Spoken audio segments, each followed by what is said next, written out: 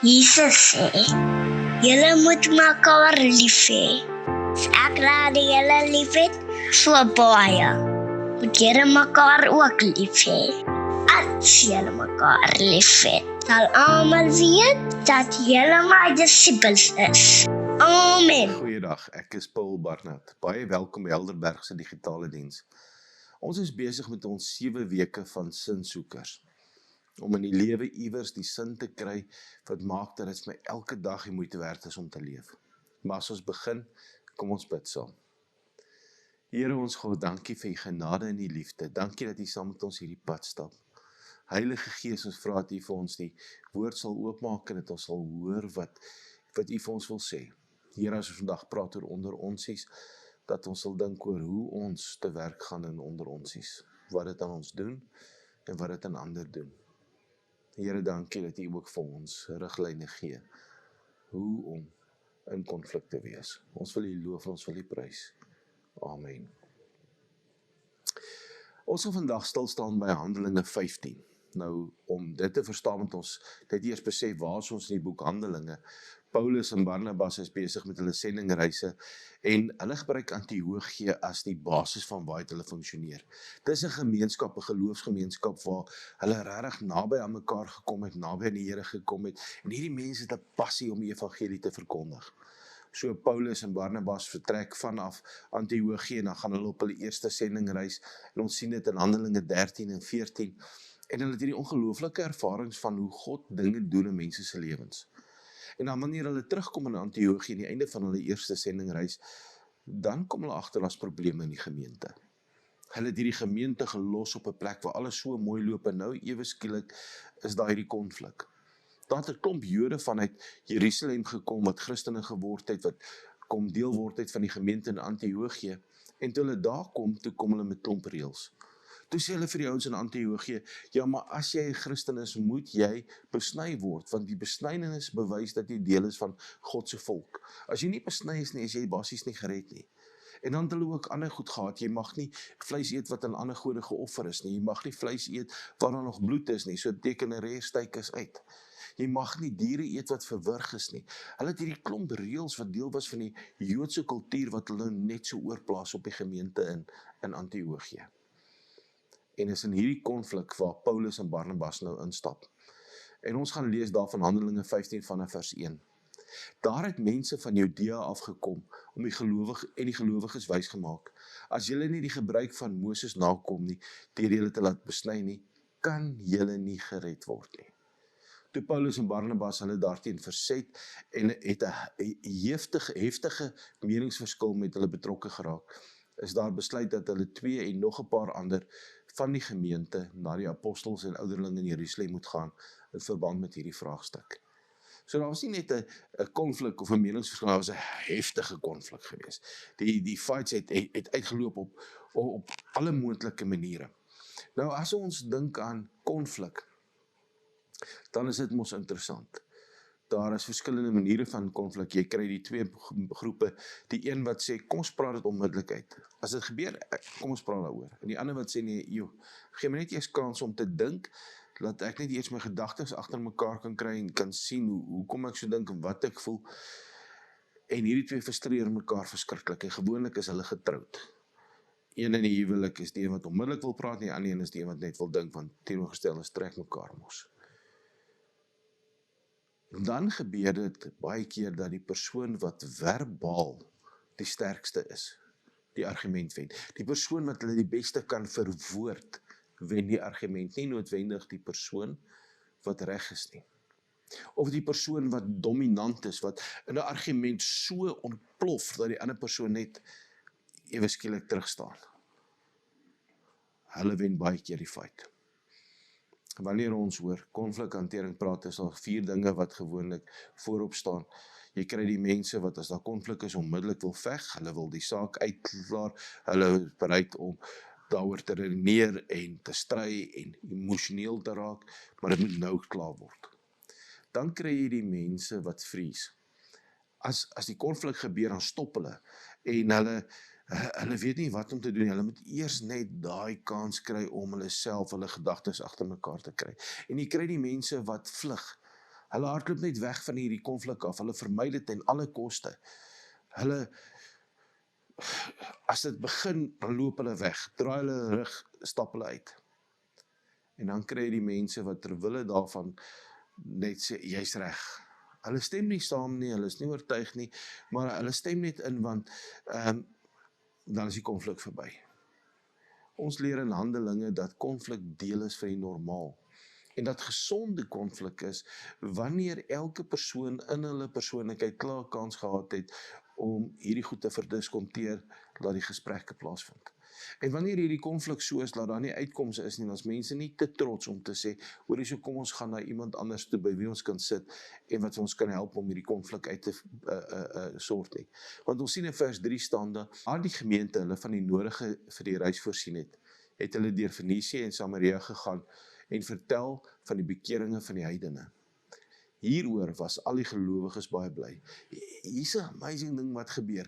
Alhoewel hierdie twee groepe in konflik is, en hulle nou saam gestuur is na Jerusalem toe, hou hulle die main thing. Soos hulle deur hierdie areas gaan, vertel hulle van wat God besig is om te doen. Wanneer ek verskil met iemand oor 'n teologiese saak, of oor hoe ek dink, of oor hoe ek die Bybel verstaan, maar ons kan nog steeds, wanneer ons buitentoe getuig van 'n God wat mense red. Toe hulle in Jerusalem aankom, is hulle deur die gemeente en die apostels en die ouderlinge verwelkom. Hulle het vertel wat God alles deur hulle gedoen het. Maar party van die gelowiges wat vroeër fariseërs was, het na vore gekom en gesê, die bekeerlinge moet besny word en aangesê word om die wet van Moses te onderhou. So hierdie twee groepe is nou in Jerusalem en hulle praat daar met die kerk. Nou baie keer sê die mense, hierdie is die eerste synodesitting. Wanneer dit in 'n gemeente konflik is en die gemeente gaan na 'n meerdere vergadering toe, waar hulle gaan sê, hoorie, so help ons dink om uit te kom by die waarheid. So die een klomp is opgewonde oor wat Christus doen en dat hy mense red deur genade, en die ander klomp kom en sê, nee, maar ons is bekommerd want hierdie mense is nie besny nie. Julle moet onthou daarso in die Ou Testament, wanneer Moses nie sy kind besny nie, dan sê die Here, ek is so ontsteld, ek gaan jou vernietig. So hierdie ouens doen dit nie omdat hulle moedswillig is nie. Hulle kom en hulle wil met die beste bedoelings hierdie goeders oordra op die Jode, op die heidene. Vers 6 staan, die apostels en die ouderlinge het toe bymekaar gekom en hierdie vraagstuk bespreek. Na 'n lang bespreking het Petrus opgestaan en vir hulle gesê, broers, julle weet dat God my lankal uit die geleedere gekies het, om die evangelie aan die heidene nasies te verkondig, sodat hulle kan glo. En God wat die hart ken, het bevestig deur die Heilige Gees aan hulle te gee, net soos aan ons. So as Petrus hier praat, dan kom hy en hy sê, jong, ons het nou al hierdie mense uitgeluister. Jy weet, en nou dink ons aan wat Jakobus was die kerk, die leier van die kerk in Jerusalem, wat hy sê, in Jakobus 1 vers 19, as hy sê, my liewe broers, julle moet te gewillig wees om te luister, nie te gou te praat en nie te gou kwaad te word nie. Hierdie hele gedagte, dat ons hulle uitluister, en as ons hulle uitluister, luister ons hulle uit, nie met emosies van ontsteltenis, omdat hulle van my verskil nie, maar ek luister om te hoor wat hulle sê, ek luister om te hoor wat hulle beleef het. En Petrus kom nou en hy sê, ons het geluister en ons het gehoor wat hulle gesê het. En nadat ons geluister het, dan is dit belangrik dat ons reageer. Maar ons luister baie keer vir mense se woorde en se argumente. Maar as party mense wat reageer onmiddellik vanuit hulle rasionele. En hulle reageer vanuit hierdie teorieë wat hulle het, hierdie sistematiese teologie. Maar as mense wat reageer vanuit hulle emosionele. En hulle reageer emosioneel, omdat hulle emosioneel daardeur geraak is.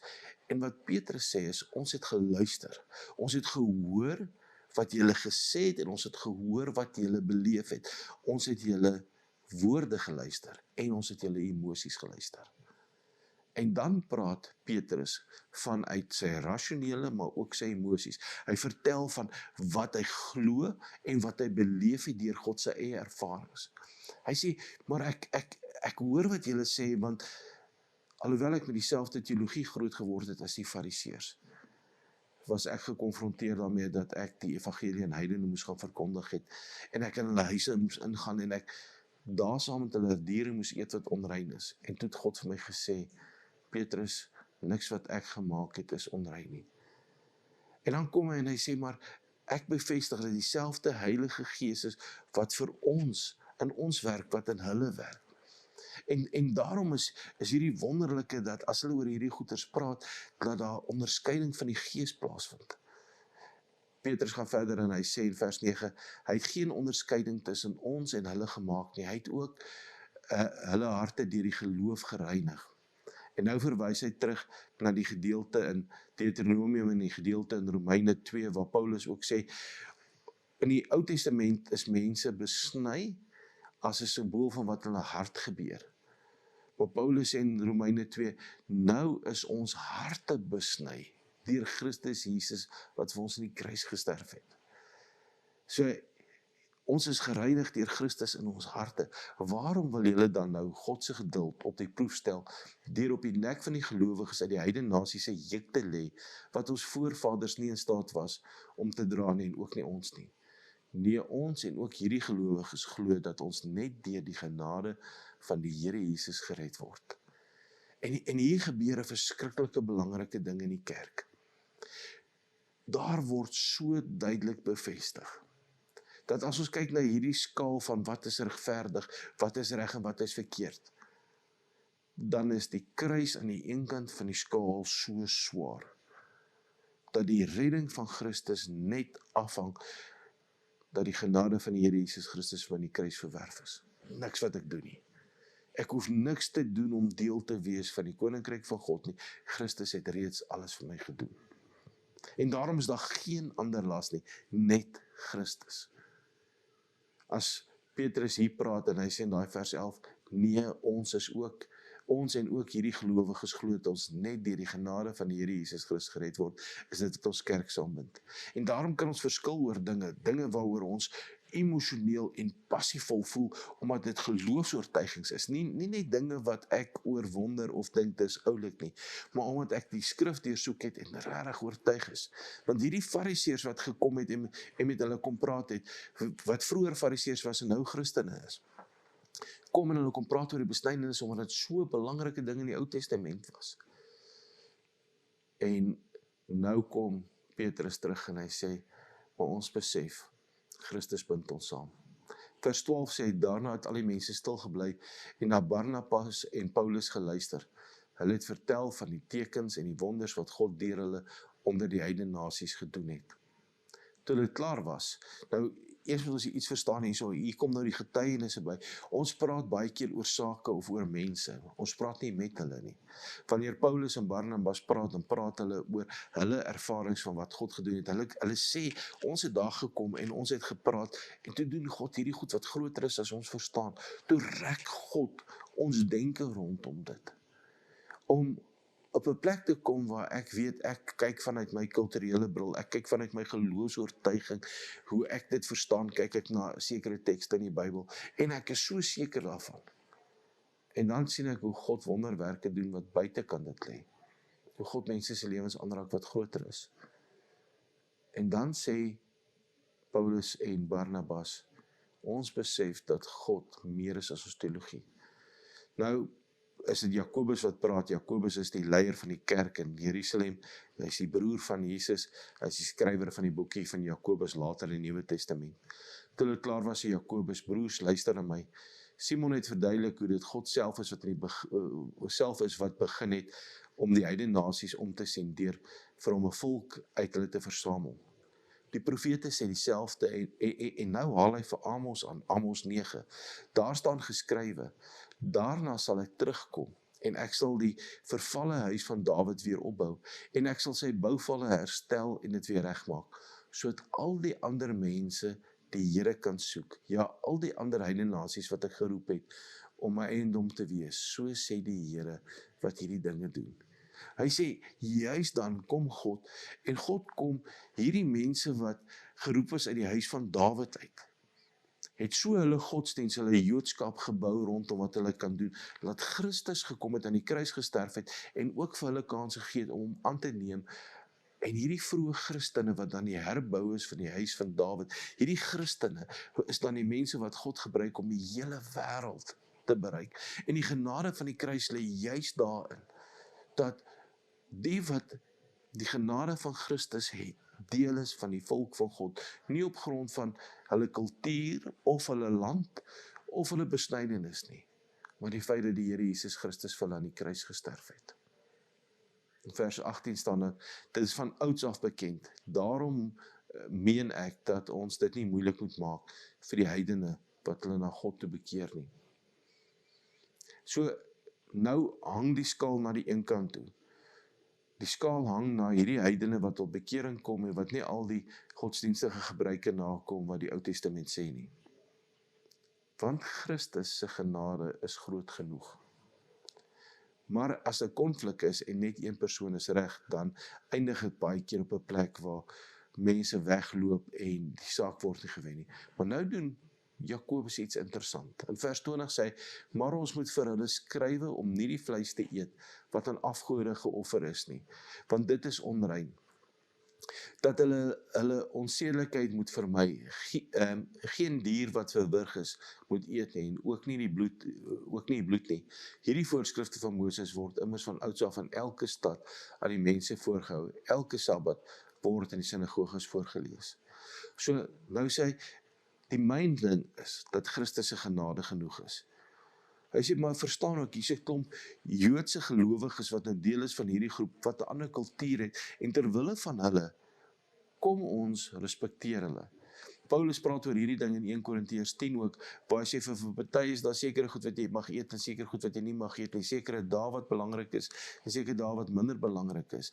Maar terwille van die wat swakker is, kom ons neem hulle in ag. Hy sê, maar hou die myn ding, maar as daar issues is wat nie so belangrik is nie, man, daar is dit nie so belangrik dat jy op jou reg staan nie, daar is dit belangriker dat jy vrede hou.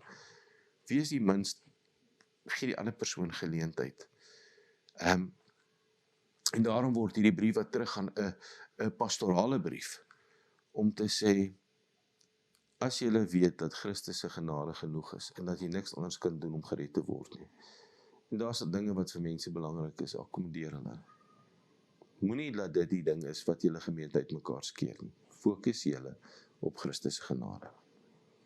So, uit hierdie hele manier van konflikhantering, gaan dit daaroor om te sê, wanneer ek te emosioneel raak, wanneer ek te oortuig raak, om by iemand anders te gaan sit, wat ons weer terugvat na die waarheid toe. En nou moet julle onthou, dat die Fariseërs het die Ou Testament opgeroep en gesê, ja, maar ons staan op die Bybel. En nou kom Jakobus en hy roep ook die Ou Testament op uit Amos 9 uit, en hy sê, ja, maar die Bybel sê ook iets anders. En dan sê hy, maar nou maak ons staat daarop, dat dieselfde Heilige Gees wat in ons is, en ons sien wat hierdie Heilige Gees doen, en hy verander mense se lewens. En daarom sê ons, geen niks anders behalwe Jesus se genade nie. En daarom sê ons, terwille van mense se swakhede, nee, akkommodeer hulle. Hulle skryf 'n brief terug om te sê wat hulle glo, en dan stuur hulle ook mense terug om te sê, sjoe, ons wil graag hierdie pad saam met julle stap. Dit gaan nie oor wie reg is nie, maar dit gaan oor Jesus se genade en sy verlossingswerk. Wanneer ons in hierdie argumente betrokke raak dit baie keer die punt waar ek moet bewys dat ek reg is, waar my ego so groot is, waar my oortuiging so groot is, selfs my geloofsoortuiging so groot is, dat ek dink, net ek. En almal moet dink soos ek. Die vroeë kerk sê, nee, hier gaan dit daaroor, dat Jesus Christus in die middelpunt staan. En as ons in ons argumente betrokke raak, wat vir my so belangrik is, dat ons nie besig om die evangelie te verkondig nie, dan mis ons uit op wie God ons roep om te wees. As ons praat oor hierdie goed, dan moet jy besef, jy kan die argument wen en die verhouding verloor. En dan is ons terug by die groot gebod, jy moet die Here jou God lief hê met jou hele hart, jou hele siel en jou hele verstand. En die tweede wat hiermee gelyk staan, is met jou medemens lief hê soos jouself. Dan is ons terug by die bergrede wat sê, as jy jou offer na die Here toe bring, en jy's by die altaar en jy onthou dat jou broer iets teen jou, dan los jy eers die offer, en jy gemaak met jou broer reg. Jy herstel hierdie verhoudings. Dit gaan nie oor die argument nie, dit gaan oor die liefde van Christus, omdat jy albei voor God kan staan, en die liefde van God kan beleef, en die liefde van mekaar kan beleef. Jy kan jou teologie so verdedig, dat jy die genade van die Here Jesus Christus verloon. So wanneer ons praat oor onder onsies, hierdie dinge wat onder ons gebeur, dan moet ons besef, die gevaar is dat dit baie keer ons fokus van God af kan neem. en dat ons onder Christus is. Dat ek my eie ego, my eie menswees onder Christus kan plaas. Die hartseer van hierdie verhaal is, Paulus en Barnabas was die twee ouens wat in hierdie proses nie so emosioneel betrokke was nie.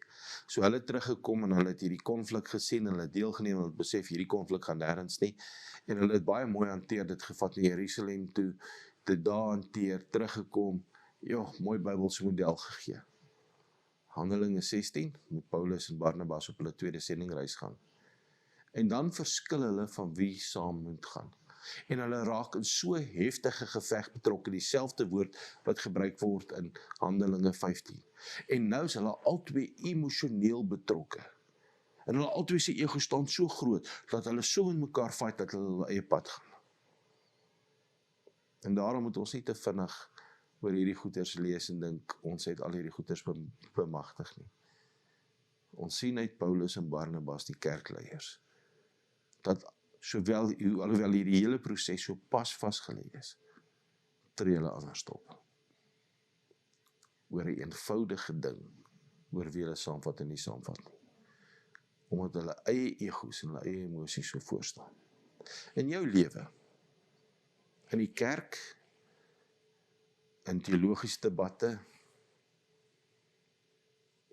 in jou verhoudings met mense by jou werk, in die verhoudings by jou huis, hoe lyk jou manier van argumentering, van konflik, van onderonsies? Is jy die persoon wat onmiddellik reageer, of is jy die persoon wat nodig het om eers daaroor te gaan dink? Is jy die persoon wat wen omdat jy so goed kan verbaliseer, of is jy die persoon wat verloor omdat jy nie kan uitdruk dit wat jy voel nie? Is jy die persoon wat absoluut op rasionele vlak het wil hanteer, of is jy die persoon wat emosioneel funksioneer? Is jy die een wat sal veg, of is jy die een wat sal weghardloop? Is jy die een wat sal vries en eers alles self moet gaan uitmaak, of is jy die een wat terwille van die vrede sê, alles is reg? Want as ons oor ons onderonsies praat, maak nie saak waar is, of het teologies, of het persoonlik is, of waar ook al, gaan het eintlik op die einde oor egos. Egos en persoonlike oortuigings. As my groot doelwit in enige konfliksituasie is, ek wil so graag die verhouding met hierdie persoon eer vanuit my verhouding met Christus. Ek wil die Here my God lief hê met my hele hart, my hele siel en my hele verstand. En die tweede wat my gelyk staan, ek wil hierdie persoon lief hê. Dan moet ek op 'n punt kan kom wat ek kan sê, ek verskil van jou, maar ek het jou lief. Ek dink anders as wat jy dink, maar Christus het vir jou lief. Om op 'n punt te wees waar ek nie die persoon is vir wie moet reg wees nie, maar die punt is, wat reg is God se liefde. Maak dat ek baie keer moet back off. Dat ek moet sê, ek moet dink oor hoe ek onder onsies beleef. En op watter stadium is ek besig om te verskeer en stukkend te maak, selfs al wen ek. Die wen is wanneer Christus op die einde van die dag in die middelpunt staan. Die wen is wanneer het gaan oor Christus wat in 'n kruis sterf vir gebroke mense wat almal maar net gedeeltelik weet. Die wen is wanneer ek my gebrokenheid erken en jou gebrokenheid erken en sê, hierdie is 'n opinie. Die main thing is dat ons lewe in die genade van God. Kom ons bid saam. Terwyl jy met jou oë toe is, wil ek vir jou sê, in watter argumente is jy besig om dit te maak oor jouself? In watter argumente is jy so besig om te veg, om te wen, dat jy mense rondom jou stikkend en seer maak? Teologies, by die werk, in jou familie en jou gesin. Want is baie keer in ons verhoudings waar ek regtig waar emosioneel betrokke is, waar ek amper op hierdie onrealistiese manier mense breek. En as jy dit nou weet, kom ons bid saam en ons vra ons vir die Here, juis om hierdie te vat. Kom ons bid saam. Here ons God, U wat ons harte ken. U weet dat wanneer ons net die argumente gaan, ons soos die Joodse gelowiges is, wat met mooi oortuigings en met vaste liefde vir mense hierdie goeders wil absoluut deurdruk en afforceer, want ons is vir hulle lief en ons wil hulle die beste wees. Here, en baie keer is dit omdat ons verstaan ook maar nog net beperk is. Here, dankie dat ons in ons harte oortuig kan wees van dinge, en dankie dat ons kan oortuig wees omdat ons glo, ons staan op die Bybel, ons interpretasie van die Bybel. Here, in ons verhoudings, in ons gesinne, in ons families, in ons werk, waar ons baie keer in konflik is, en ons so ernstig voel oor goeders, en so besig om te veg, en ons besef dat baie van daardie goeders gekoppel is in ons eie ego, ons eie menswees, ons eie verstaan, ons eie idee van wat ons moet doen, baie keer ons eie onsekerhede. Here, leer ons uit hierdie proses uit, dat ons sal ruimte maak vir mense wat anders as ek funksioneer. Here, help my om te besef dat almal nie altyd konflik hanteer soos ek het hanteer nie. Here, en dat ek ruimte sal maak vir die wat vinnig praat, vir die wat eers nodig het om te dink. Ruimte sal maak vir die wat vries, vir die wat weghardloop. En vir die wat maar net sê ja terwille van die vrede, Here, en dat ons op die uiteindelik eg eerlik met mekaar kan wees. Dat nie gaan oor wie se reg nie, maar dat gaan oor dat ons kan eg wees. Dat in ons verskille ons kan vashou aan U, die genadige God, wat aan die kruis gesterf het vir ons almal. Here, in hierdie proses dat ons mekaar sal hoor, rasioneel, maar ook emosioneel. Here, en dat ons sal luister na mense se belewennisse wat hulle het deur die Gees. Dat ons sal herken waar U Gees besig is om te werk, ook anderste as in my. Maar dat dit die Gees is. Here, in hierdie proses is ons smagting om elke dag naby aan U te leef. Here, en daarom waar ek so verskil het, dat ek argumente gewen het en mense verloor het, kom bely ek my sonde. Here, wil ek teruggaan en ek wil daardie verhoudings gaan optel. Here, waar ek teologiese argumente gewen het